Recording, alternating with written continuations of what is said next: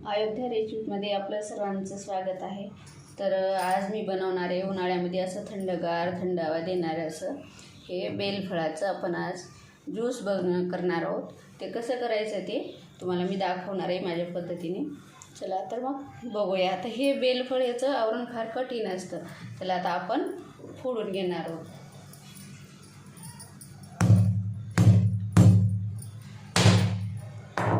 असे पूर्ण बेलफळ आता हे फोडून घेणार आहे।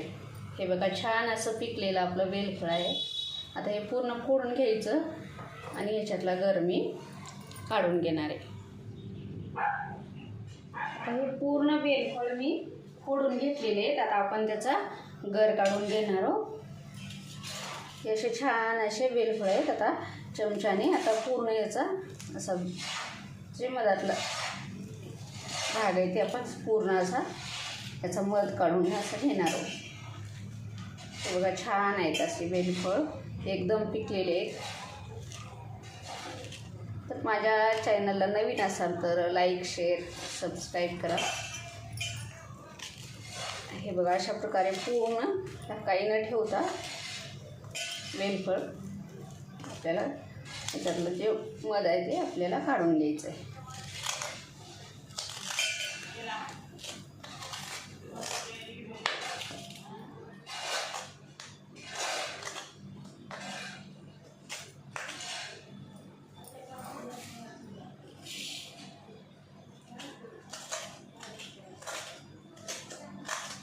हे बघा छान याला असं पूर्ण काढून घेतलेले।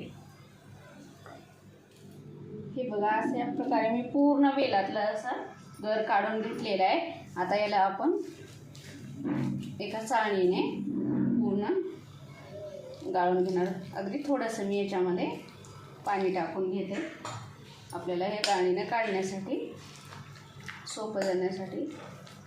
असं थंड असं उन्हाळ्यामध्ये एकदम थंडगार थंडावा देणारं असं हे बेलफळाचं ज्यूस फायदेशीर डायबिटीजच्या लोकांसाठी तर खूपच छान। तर आता याला आपण ना मी इथे पूर्ण अशी चाळणी घेतलेली, आपल्याकडे जे चाळणी आहे त्याच्याने आपण हे पूर्ण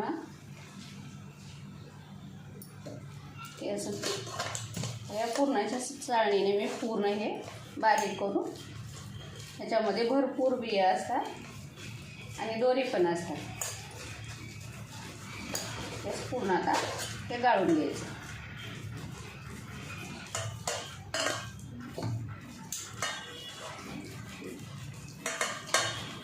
अगदी सहज गळू शकते।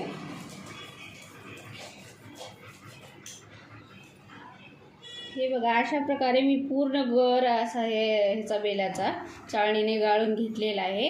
आता ह्याच्यामध्ये मी साखर टाकून आपल्याला जास्त दिवस टिकून ठेवायचं आहे। एकतर वेळा एवढं आपण पिऊ शकत नाही ज्यूस एवढ्या याचा, तर आपल्याला जास्त दिवस 1, 2, 3 महिन्यासाठी साठवून ठेवायचे। त्याच्यासाठी मी आता ह्याच्यामध्ये साखर टाकून शिजवून घेणार आहे आणि साधं पण तुम्हाला दाखवणार आहे। किंवा अशा प्रकारे आता याच्यामधलं पाण्याचं प्रमाण कमी होईपर्यंत आपल्याला छान असं शिजवून घ्यायचं आहे। आता याच्यामध्ये मी काय टाकणार आहे, तर 1 चमच सोप टाकलेले आहे, सोप पावडर टाकलेलं आहे आणि 1 चमच जिरे पावडर याच्यामध्ये मी टाकून घेतलेलं आहे। आता आपण ह्याला छान असं पाणी आटेपर्यंत शिजवून घेणार। बघा साधा गर जो आहे ते मी या पातेल्यामध्ये काढून घेतलेलं आहे। आता त्याच्यामध्ये गार पाणी टाकून घेतले।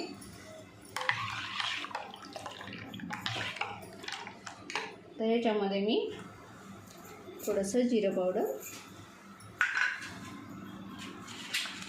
बडीशेप पावडर,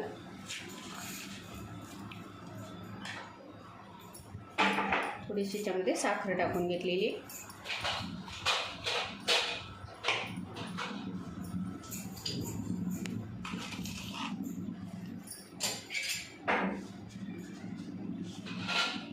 काळं मीठ अर्धा चमच,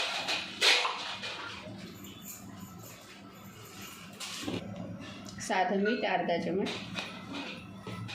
त्याच्यामध्ये मी लिंबाचा रस पिळून घेते।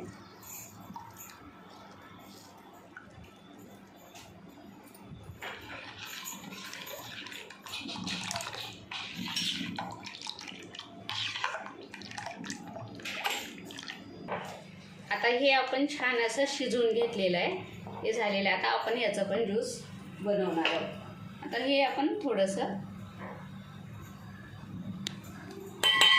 काढून घ्यायचं आणि याच्यामध्ये आपण पाणी टाकून घेणार आहोत थंड.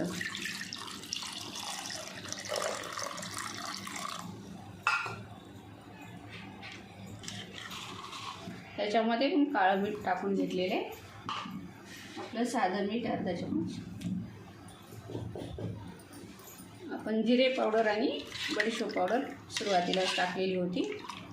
आता याच्यामध्ये थोडंसं मी लिंबू पिळून घेणार आहे.